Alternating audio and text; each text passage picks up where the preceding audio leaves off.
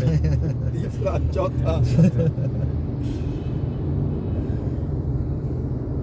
ये जो उम्मीदवार था ना जिसको अब मिला टिकट, ये पीटीआई का वर्कर है। अच्छा मेरे ख्याल में इसको पहला होना चाहिए था, हाँ जी हाँ जी, जिस तरह का ये बंदा है। लेकिन ये वैरायटी के लिहाज से चौथा है। हाँ वैरायटी, लेकिन इसने बड़ी अजीब अजीब enjoy किया। यानी 24 घंटे में इस आदमी ने जिस तरह अपने आप को हर तरफ वायरल कर दिया ना, हाँ जी, वो समझ में आने ली भाई। एक तो उसका हुलिया ही ऐसा है, वो खुद एक करैक्टर है बड़ा जबरदस्त किस्म का। वो उस तरह है जैसे वो एक जमशेद दस्ती है आपका। हाँ जी हाँ जी, सही बात। तो वो उस टाइप का एक करैक्टर है और वो बिल्कुल आम आदमी की तरह है। उसने 24 घंटे के अंदर अंदर जो है वो अपनी ऐसी ऐसी तस्वीरें निकाली हैं।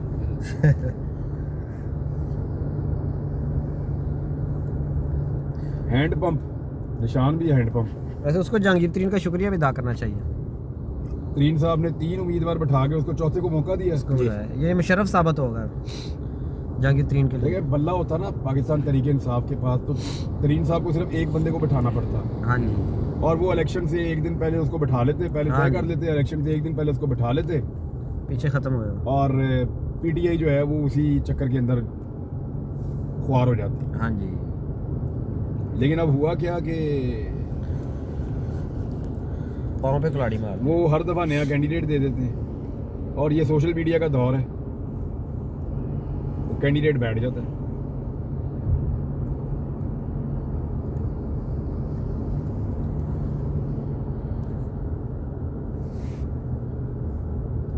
यहाँ से इलेक्शन जीत सकती थी, जैसी कंपेन की थी ना इफ़त सोमरू साहबा ने जैसी कंपेन की थी, वो जीत सकती थी इलेक्शन। वो जो 2-3 दिनों में उन्होंने किया, वो अगर उसको कंटिन्यू कर लेती तो वो इलेक्शन जीत जाती। लेकिन फिर वो पूरा सिस्टम ही आपको पता है कैसा है।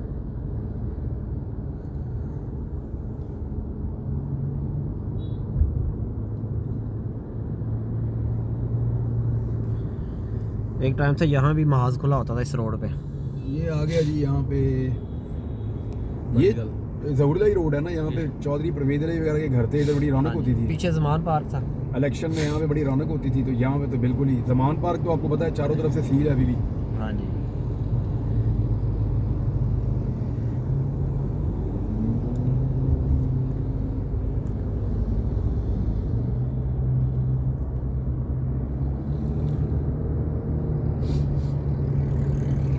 नहीं ये आ गया हल्का सलमान अकरम राजा का। मॉल्टन वाली साइड देखें पहले। जी जी,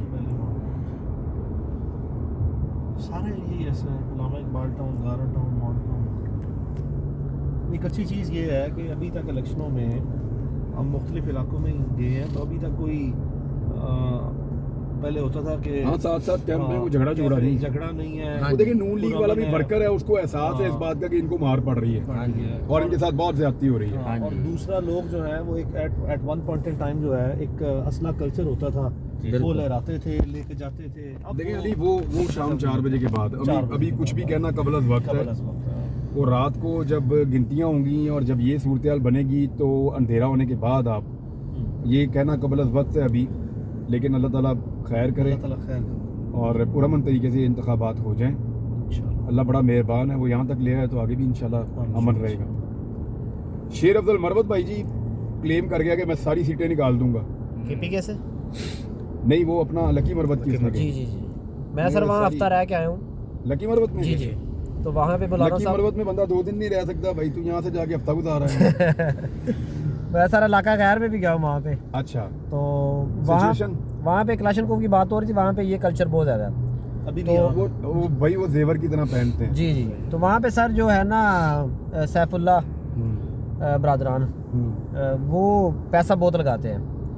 तो वो पैसा लगाएंगे, थोड़ा वोट डिवाइड वो करेंगे। दूसरा मौलाना का बेटा खड़ा है, मौलाना असजद, तो वो डिवाइड करेंगे। फिर ये है कि वहाँ मरवत कबीला जो है ना वो बड़ा तगड़ा है।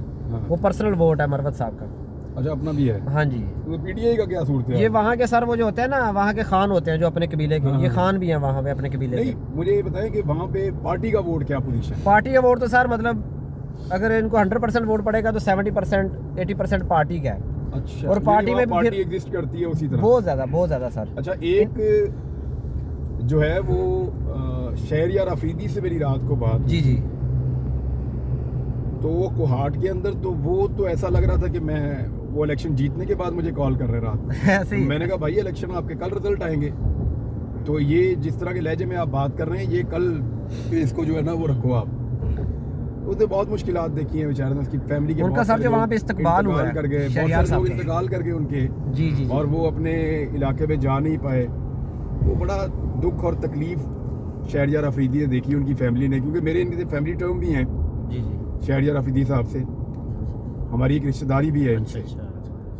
और मैं इन सब भाइयों को जानता हूँ, बाकी उन्होंने इनकी सर फैमिली जब मेम्बर्स को भी जानता हूँ। कुरान पाक लेके आते होते थे हाई कोर्ट, तो बहुत उनके भी सर बहुत स्ट्रगल थी और बड़े कमज़ोर हो गए थे। लेकिन शहरियार अफरीदी का जो है वो कंपेन तो एक हफ्ते के अंदर वो सब कुछ ही बदल सर गया उनका वहाँ जो पे कोहाट में। इस्तकबाल हुआ वहाँ पे वो बहुत अखीर लेवल का था। और दोनों दूसरा एक ये हल्का है लकी मरवत वाला है डीआई खान में, तो वो अभी हबीब अकरम साहब से जो इन्फॉर्मेशन आ रही है वो ये आ रही है कि वो वन साइडेड ही है। सर वहाँ पे इशू ये हुआ है कि मौलाना से ना तालिबान जो है ना वो मौलाना को कैंपेन नहीं करने दे रहे।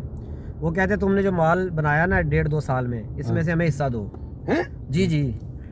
उनको कैसे पता चला माल बनाया? सर उनके बेटे के पास जो मिनिस्ट्री थी मवासलात की, वो उनको पता है इसमें अरबों रुपया 50 करोड़ कम से कम उन्होंने क्लेम किया कि हमें दें। तो वो कहीं पे कैंपेन नहीं कर पा रहे मौलाना साहब। एक बंदा भी उनका, एक जलसा भी उनका वहाँ पे हुआ पूरे KPK में। तो तो- बेसिकली तालिबान भी जो करप्शन हुई है मौलाना साहब के हाथों, उस करप्शन में हिस्सा चाहते हैं। वो चाहते हैं कि हमें हमारा हिस्सा दें।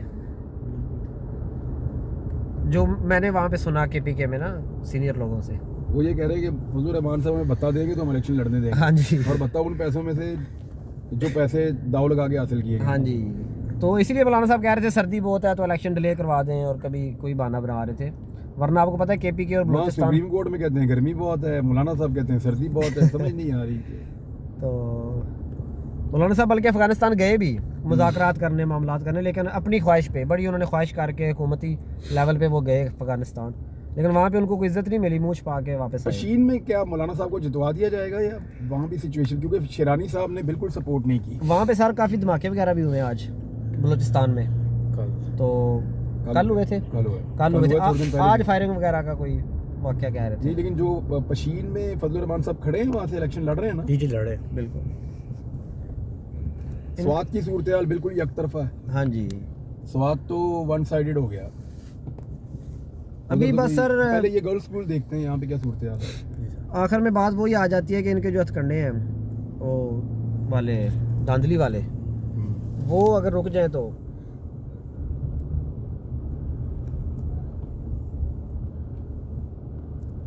कैंप खाली है, खाली पड़े हुए कैंप। किसके कैंप है ये नून लीग के साथ अभी जहाँ से हम आए वहाँ PTI की बहुत ज़्यादा दाद थी, और जो नून लीग के थे वहाँ पे 6-7 लोग थे और पक्के बैठे हुए थे उस कैंप में, मरीम नवाज वाले हल्के से जहाँ हम आए, जहाँ पे मियाँ साहब ने वोट डाला है। तो चचा ने चाय बहुत मजे की पिलाई है यार, मैं तुम्हें बार बार बता रहा हूँ। सर जाना पड़ेगा अभी। ये सब एक और वोट पान ना घर का कोई और वोट है उधर का? दोबारा ही पास आ, जितना सिस्टम है दोबारा ही पास सकता है एक बार। है ना, लेकिन हम नहीं दोबारा की तरफ वो उसके ऊपर निशान लगाया हुआ है, अली साहब से अंगूठा भी लगवाया होगा। हाँ, जी, जी। 2 पेपर्स पे आपने अंगूठा लगाया होगा, 3 पेपर्स पे 2 वोट्स के ऊपर लगाया आपने, 2 वोट्स के ऊपर एक अलग लगाया, पेपर पे आपने हाँ, 2 अंगूठा सेपरेट लगाया। पेपर्स पे PP का अलग था और NA का अलग था।